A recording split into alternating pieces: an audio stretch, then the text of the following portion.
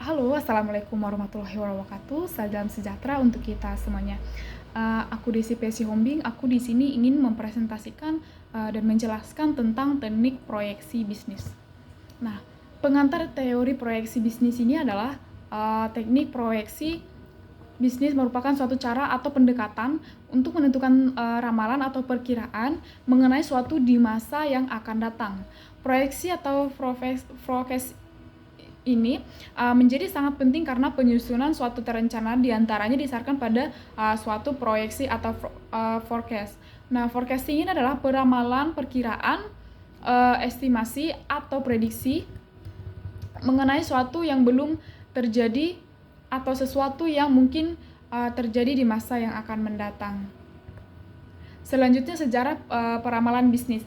Nah, teknik peramalan bisnis baru dikembangkan sejak abad ke-19, misalnya analisis regresi. Nah, teknik peramalan bisnis terus berkembang menggunakan komputer dan teknologi. Manajer perusahaan harus bisa memprediksi hasil atau kejadian di mana mendatang untuk mengurangi atau memperkecil tingkat perusahaan. Model peramalan secara umum yaitu itu adalah pola plus error. YT kecil itu adalah hasil peramalan. Pola artinya adalah data yang merupakan komponen yang dapat diidentifikasi. Error adalah yang merupakan komponen tidak dapat diidentifikasi. Nah, selanjutnya teknik peramalan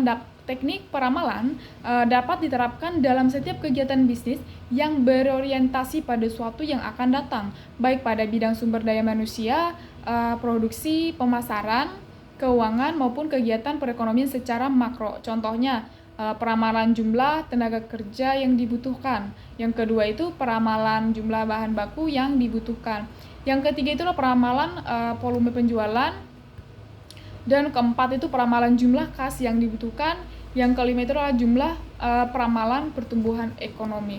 Nah, ada beberapa manfaat dari forecasting, yaitu lebih siap menghadapi perubahan situasi, merupakan dasar atau pedoman dalam perencanaan baik jangka pendek maupun jangka panjang. Nah, untuk pengontrolan operasional perusahaan.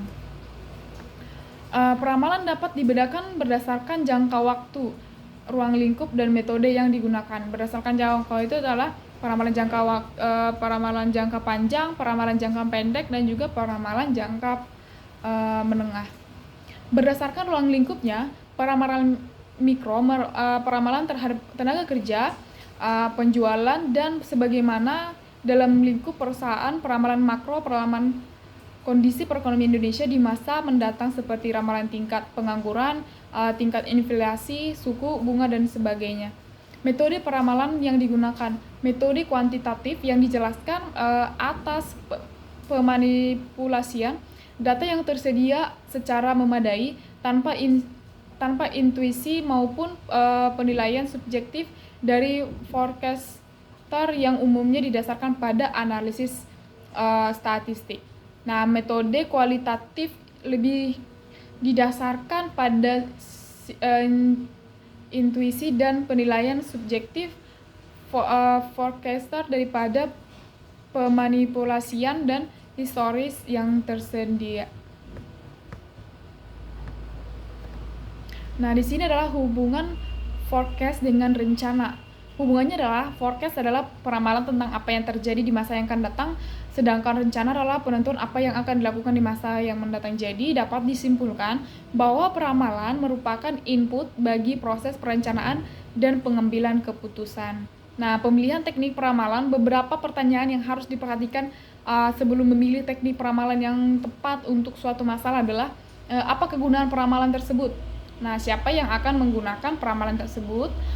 Seberapa lama jangka waktu yang diramalkan? Bagaimana kebutuhan data minimum? Nah, berapa biaya untuk membuat peramalan tersebut? Dan yang terakhir adalah berapa jauh akurasi yang diinginkan. Nah, ada penggunaan dari hasil peramalan. Planner atau para perencana tingkat nasional, regional, maupun sektoral secara makro. Perencanaan individu, perusahaan secara mikro, para peneliti, para konsultan yang harus memberi nasihat secara kuantitatif. Nah, para pemimpin, yang akan membuat keputusan-keputusan kuantitatif bidang produksi, penjualan, ekspor, keuangan, kredit, dan bidang-bidang yang lain yang sifatnya kuantitatif. Nah, di sini ada para pengguna hasil peramalan dalam perusahaan. Yang pertama itu personalia, keuangan, pemasaran, produksi, hukum, pembelian, manajemen, puncak. Nah, ada lingkungan sosial yang mempengaruhi perusahaan. Yang pertama itu lingkungan sosial dan kontrol. Yang kedua perusahaan, yang ketiga itu lingkungan teknis dan lingkungan makro. Nah, cukup sekian presentasi saya mengenai teknik proyeksi bisnis. Terima kasih.